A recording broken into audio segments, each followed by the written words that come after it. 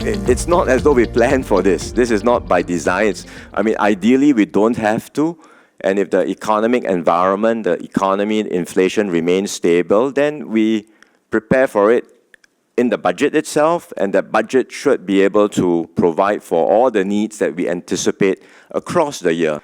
But in recent years, we have seen so much uncertainties in the economic environment, a lot of volatility, new sources of disruptions, and that's why in recent years we've had more instances of off-budget packages being rolled out, and this year is like that. Will this be the pattern in the future? No one can tell, but if there are these unpredictable changes in the external environment, then certainly the government will always stand ready to respond promptly and swiftly and to make sure we provide all the necessary support for Singaporeans.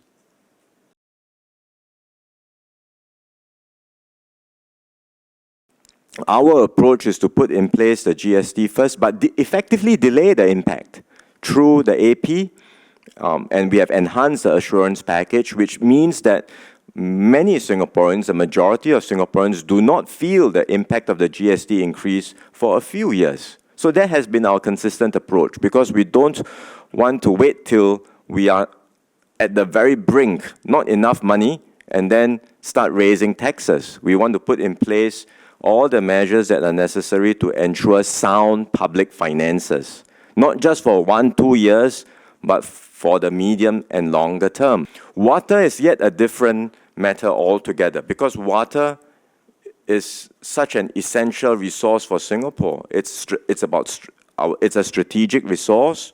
It's a matter of national security. PUB does these price reviews from time to time, and at a point when the pricing is not sufficient to cover the full cost of water, I think it's right for them to explain and to announce the increases that are necessary to ensure that it's able to recover the full cost and not just kick the can down the road, and not do so, because if they were to take such an approach, I think it will be very detrimental to Singapore's interest.